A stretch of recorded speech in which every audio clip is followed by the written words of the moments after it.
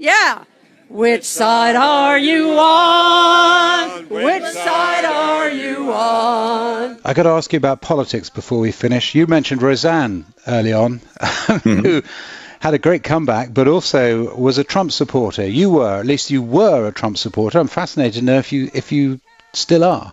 I am, and I'll let that be the end of it. Nice.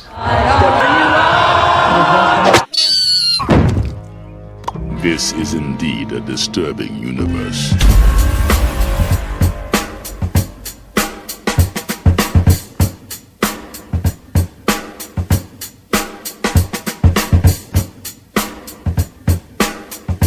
Hello and welcome back. Today we're talking about the 12th episode of The Simpsons called Krusty Gets Busted. It was episode number 7G12. It originally aired on April 29th of 1990. It was written by Jay Kogan and Wally Wolodarski, and it was the first episode directed by Brad Bird, who is well known for being quite obsessed with Krusty the Clown. And of course the showrunners were Matt Groening, James L. Brooks, and Sam Simon. So this one is easily my favorite episode from season 1. Not only because it's the beginning of the Sideshow Bob arc, but also because the story is good. It's almost season 2 good, but not quite. They did their best to construct a mystery here, and it's not exactly great, but it works fine. Plus we get our first appearances of Judge Snyder, as well as Kent Brockman. We get a long section that takes place in the courtroom, which is something we see a lot of in subsequent episodes. The only thing it's missing is Lionel Hutz. I move for a bad court thingy. You mean a mistrial? Yeah, that's why you're the judge and I'm the law-talking guy. The lawyer. Right. And I would probably still call this one the best episode of the season, even if it wasn't the first episode with Kelsey Grammer as the guest star. I just think it's much more well-written than all 11 episodes that aired before it. But speaking of Kelsey Grammer, you can tell this guy loves doing this character because he's so good at it. And I doubt Sam Simon would have gotten the idea to hire Kelsey Grammer if it hadn't been for the fact that he had played Frasier Crane on Cheers. Why don't you say hello to him right now? Hello, Sam. I'm Dr. Frasier Crane. I'm sorry I startled you. In fact, he was still playing Frasier Crane in brand new episodes of Cheers that were still airing at the time of this episode. That character made Kelsey Grammer famous. And the reason it's important is because that character was specifically created to be hated by the audience. I don't even think he was meant to hang around for more than a few episodes. But the audience loved Kelsey Grammer. So he continued to show up in more and more episodes of Cheers, even though his purpose had been served already. And the writers continued to come up with reasons to keep him there, simply because they liked the character. Very similar to the way characters get created on The Simpsons. The lore behind the creation of Sideshow Bob involves the history of my own personal history on the set of Cheers. I used to sing standards a lot on the set of Cheers because it's just the kind of hairpin I am. And so I'd often walk into work and, depending on what state I was in, but I'd walk in and sing, "Oh, the good life," and sort of, take off on that because, life is good. Yeah. And Sam Simon, who was, producing the show at that point, called me that day and said, before I accepted the job as Sideshow, and said, "Kelsey, you used to sing on the set and stuff. Do you still do that?" And I said, "Well, yeah, that's who I am." And he said, "Well, do you think you can sing a Cole Porter tune?" I said, "Well, of course I could. I love Cole Porter."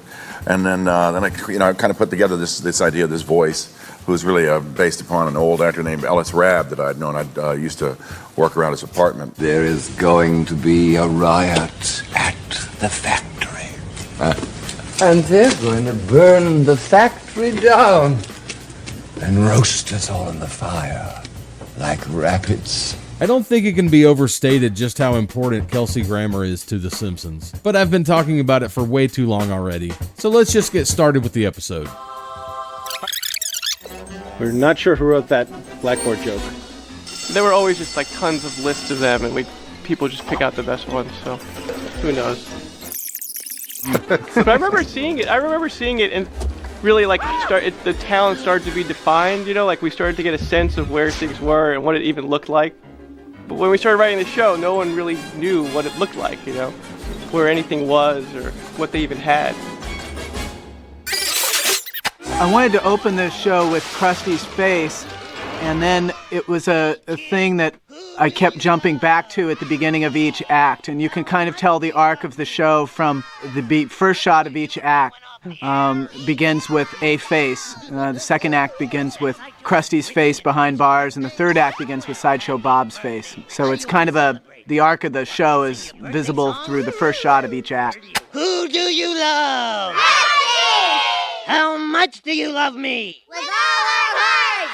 What would you do if I went off the air? We kill ourselves! I love this script, you guys, because of that, the line about what would you do if I got canceled? We'd kill ourselves. I couldn't believe we got away with that. And as I recall, a few kids did actually kill themselves. I can't believe we got away with that either.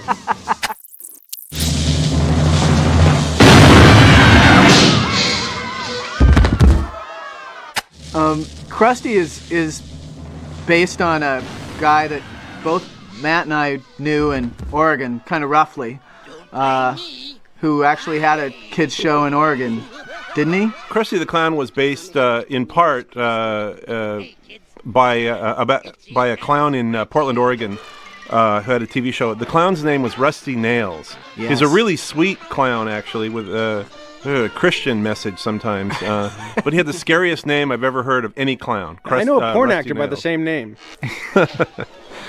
And he had a part interest in a dairy though too up there, and Matt and I grew up knowing about this clown, and I actually mentioned it to Matt and said, "Is this based on?" And he goes, "You know Rusty Nails?" And I said, "Yeah," but I mean it's clearly not Rusty Nails, as you said.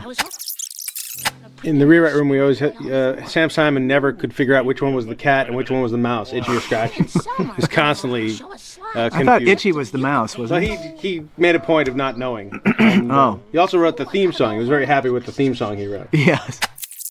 Patty and Selma are coming over to show us slides from their trip to the Yucatan. Ooh, 8 carousels. We're in for a real treat. Hello, steady customer. How are you this evening, sir? How you doing, Apu? I remember the script when we were writing it. When Jay and I wrote it first, it was 78 pages long. Yeah. Right before we turned it in. And the it night was before perfect. we Yeah, we made actually 7 episodes out of that show. This is the first appearance of Apu. Right, we started it in a 90-page script. Yeah, it got really long. Isn't that the first appearance of Apu? I think it is. Wow. I think so. We get character payments. Oh. I remember Sam was really into Apu because Sam was a guy who went to 7-Eleven more than anybody else I'd ever met. He was always going to 7-Elevens, and he knew every 7-Eleven all over the Southland, it seemed like. Apu is the Southland Corporation is 7-Eleven. Apu is named after the Apu trilogy by Satyajit Ray, the great Indian film director. And of course, this isn't really Apu's first appearance. We already saw him in The Telltale Head, but none of ththese guys showed up for that commentary. So there's something kind of interesting going on here where Kelsey's voice is alternating with Dan's, and it's kind of surreal, but it sort of works. I'm not sure I would call it alternating, but here's the one line that Kelsey Grammer read as the fake Krusty the Clown. Ow, my foot, you lousy, stupid clumsy. pal. Yeah, like I remember we wrote this much longer slideshow with them being busted for muling heroin back into America from Mexico. They met up with some guy named Pedro and had an affair. The Hays Codes were still in effect there, wasn't it? There, you can't see any of the glass of it. You had to do the sound effect. I remember people argued about that shot, putting the to his head. No, that is a standard thing in television. You don't get to put to people's head. But we do it on the show all the time. We did it. Yeah. Remember, like, Wiggum? Like, we didn't even know who Wiggum was at this point, so, like, he's not really stupid yet. He's kind of getting there, but he's not fully a real idiot yet. He's, like, more like a real cop. Send in the clowns.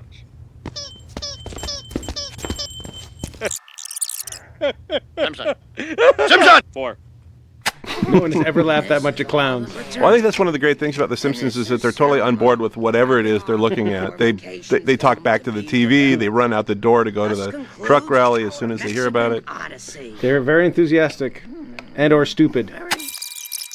So this was, fairly early. This is the first season, and the mouths, I think, are kind of a little weirdly animated. And I remember This was before they had assistant directors, and I worked on this for like I was sick when I started it, and I was sick 2.5 months later. So I'm really not sure why he's making excuses for this episode. Compared to all the other episodes from season 1, I think this one looks best. So what was this guy worried about?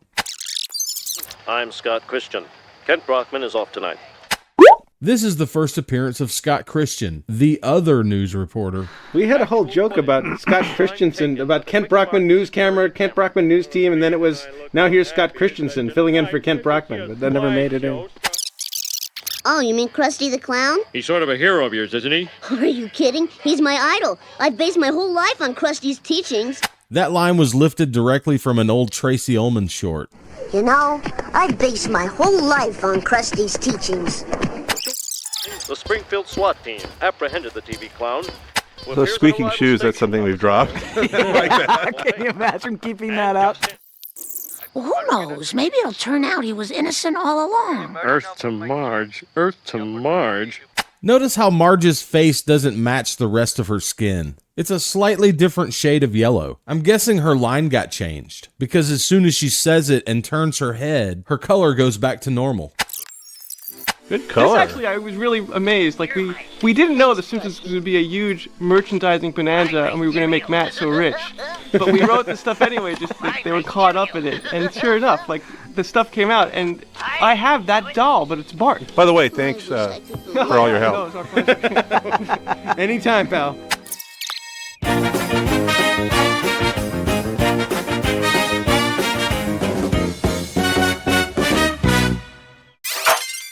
We did Krusty the Clown dolls. Here's Krusty's face again, only this time it's behind bars. So each act again is begins with Krusty's or someone's face. Good evening again, Springfield. Krusty the Clown. It's our first appearance of Kent Brockman. Right, he was kind of like a Ted Koppel, right? Yeah. And he also became his own thing. There was... When you hear did Mike the drawing, Wallace in that voice. Mm-hmm. That's Mike Wallace. But when you first did that drawing, I said, what did Kent Brockman look like? I think it was this episode, too, but, Well, he's a little bit like local anchor Hal Fishman on Channel 5. Yes. But he looks kind of...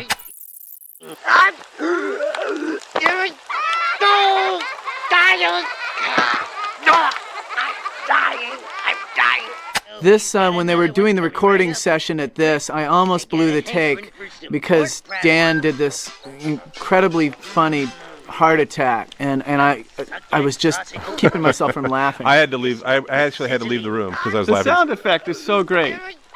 Of the sizzling, the grease, it's fantastic. And the kids just laugh. Yeah, and I actually animated the heart attack part there. There's some really weird drawings. If you DVD geeks want to go through in slow motion, there's some really kind of whack drawings. I have a stolen Simpsons cell of the last heart attack footage. Oh, yeah.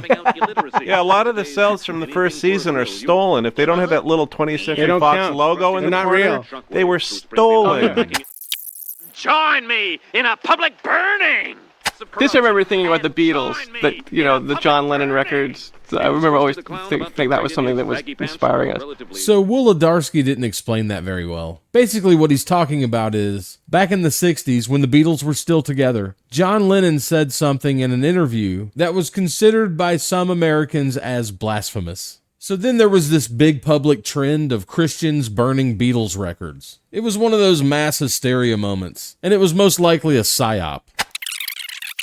That's also one of the great things about the animated show is that, like, he robs a Quickie Mart and his trial begins the next day. It's really, it's fantastic. You don't even care. Well, also you can go to the electric chair for a local crime too. That's true. In the local jail.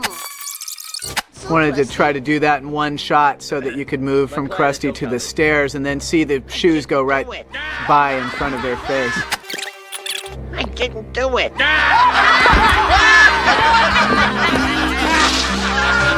I always think what's great about Springfield is that everybody laughs derisively in unison. Krusty the Clown, how do you plead?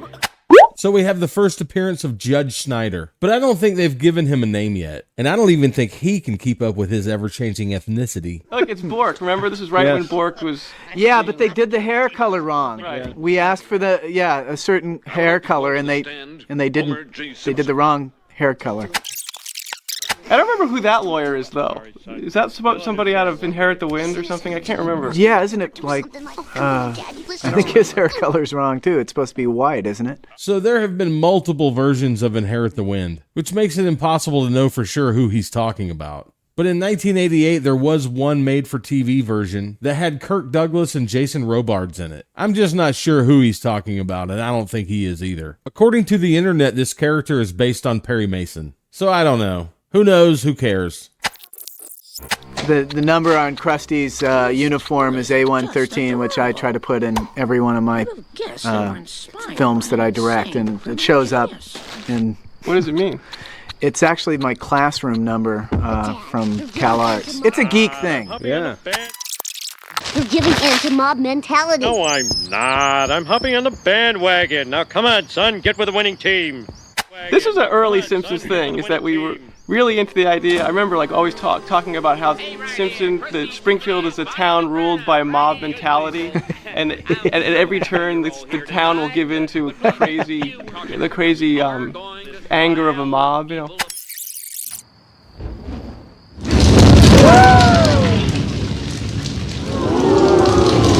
Like there's this thing coming up that I love of the fire lighting in people's faces, you know? Yeah, and they love it. I always love because it just made me think of like, people aren't upset. They're like, ooh. They like it, yeah. That's what like the children's toys are like kerosene. What's the matter? Can't you read? No, I can't. I can't read or write. I admit it.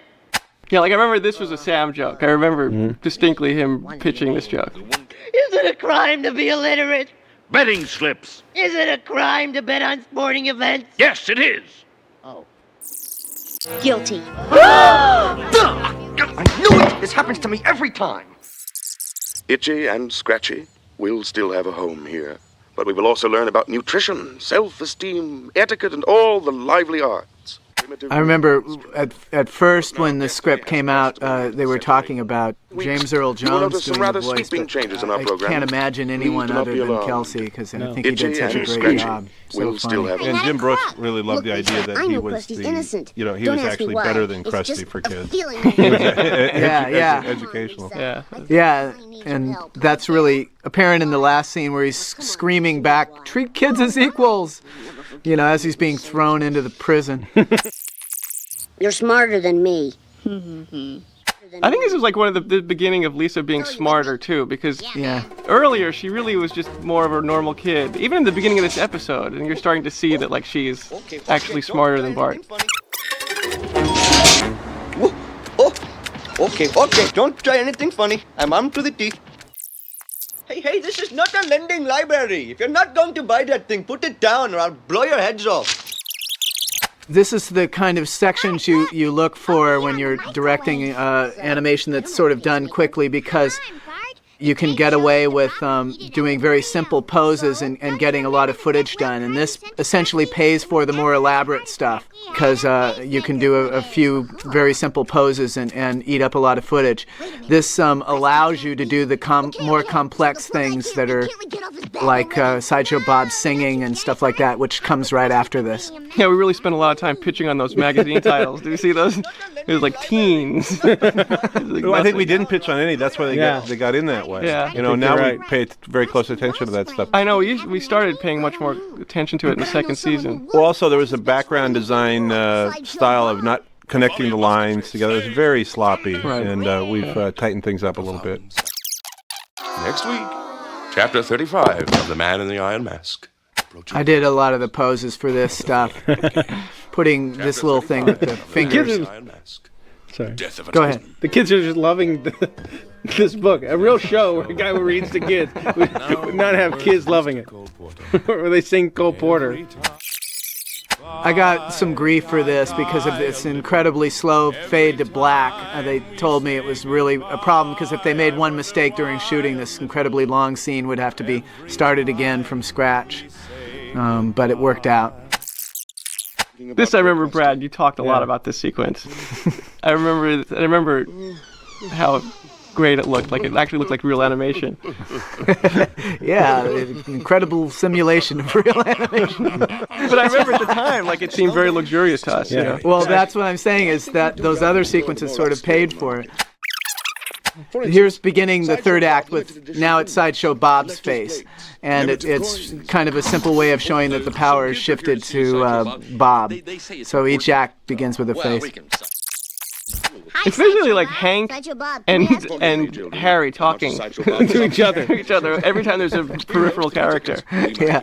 See, that was I was trying to figure out a way to kind of give him some action that would kind of hint that there's something going on with his feet. So I gave him the, putting on the shoes so you could see it. See those little spike-haired yellow kids? We got rid of all those. No, only Bart and Lisa can have the spiky hairdo. Yeah. In the opening titles, there's a guy at the bus stop who has Bart's hair, too. I know, it drove you crazy. Yeah. What's your name, young man? Bart Simpson, sir. So this was kind of, I think so, sir. the poses were kind of modeled after Donahue and stuff like that, with the 1 foot up, the pseudo-casual. Are you thrilled you came to this show today? Yeah. You want tickets for tomorrow? See, the difference between Sideshow Bob and Frasier is nothing. They are the same character. When I worked on Frasier years later, it was no problem. I was able to... Was it hard to leave The Simpsons and go right for live action? Actually, it was. Yeah, I tanked afterwards. It was difficult. That's what I was trying to get at. No. I mean, because you actually have to write a scene where the camera, you can't write a half a page and move on to the next setup. I mean, it's scenes. They're long, and they're often boring. You get kind of spoiled at being able to do any short gag anywhere. Yeah, write it. Bart on top of a mountain. You can write it. You can show it. The fact is, you don't have to be able to read to enjoy the Springfield Review of Books. Just look at these amusing caricatures of Gore Vidal and Susan Sontag. I love shoving those names into the show. It's such a funny thing. At the time, Fox was like Married with Children and a bunch of other racy, crummy shows. So it's a funny idea to stick those names in. Yeah, that's one of the things that I loved about The Simpsons was that they would do a very literate joke and then like 10 seconds later do a butt crack joke. Hey, look at Susan Sontag's butt crack. Yeah, we could combine the two. It was always the best. I admit I have some mighty big shoes to fill. Big shoes to fill. Big shoes to fill. This was a complicated sequence because we had to show all the things that Bart was thinking of, and this is the feet going into the mouth. He put his foot in his mouth. You lousy, stupid, clumsy! See that? Krusty wore big floppy shoes, but he's got little feet like all good-hearted people. Sideshow Bob really fills his shoes with big, ugly feet. I love this script, and I asked to do this show because I loved Wally's and this, Jay's I think script. Jay wrote it too. Yeah. I started watching the picture again. I'm sorry. I like that Bart calls all people with big feet bad people. Yeah. That's a perfect example of the cutaway, like you just get to do a funny little 2-scene moment and you don't have to worry about the extra expense. I would have gotten away with it too if it went for these meddling kids. That's Scooby-Doo. Right? Yeah. Woohoo! This way really led to many good episodes because he came back. He was really a great character. If you want to know why he didn't come back every single season, is because the seasons in which he didn't appear, we just could not think of another reason to get him out of jail. Yeah. Take him away, boys. Well, we made a terrible, terrible mistake. Won't happen again. It better not, you dimwit. I sincerely hope that the horrible stories I heard about what goes on in prison are exaggerated. I like the kind of glazed-eyed guy standing between Krusty and Homer. He's thinking of what he's going to say. We had a much more brutal joke about prison, as I recall, but let's get down to that. You get it, though. I had a whole thing about him walking into prison saying, "Fresh clown, fresh clown." This is so sweet, though. I mean, we do all this crazy stuff. It really is sweet. I see at the end. It's great, like his hero's back, it's nice. Yeah, well, great script, you guys. And well, so many people worked on it, so that so much about The Simpsons at the time, and probably still to this day, is that people write it, but there's so much input from other people, so many people on the show that it's hard to take full credit. I have to say, Brad Bird especially, if you recall, the writers were pretty tough, and Brad would come into the writers' room and actually pitch jokes. He was like the only non-writer who was actually in there. Yeah, it's amazing you didn't throw me out immediately. No, I remember this being the best animated episode. But I don't know what to do with those tossed salads and scrambled eggs. So that's Krusty Gets Busted. Easily the best episode from season 1, but far from the best episode featuring Sideshow Bob. And we don't see another one of these until we're well into season 3. But in my opinion, each Sideshow Bob episode is better than the last. At least for the first 9 seasons anyway. But I don't think I have anything else to say about it. I'm just gonna move on to the next one. Which brings us full circle back to the beginning. Because the season finale was intended to be the first episode that aired. But it had so many problems, over half of it had to be reshot. So we'll be getting into that one next week and finally ending the first season. Thanks for watching. I'll see you next week.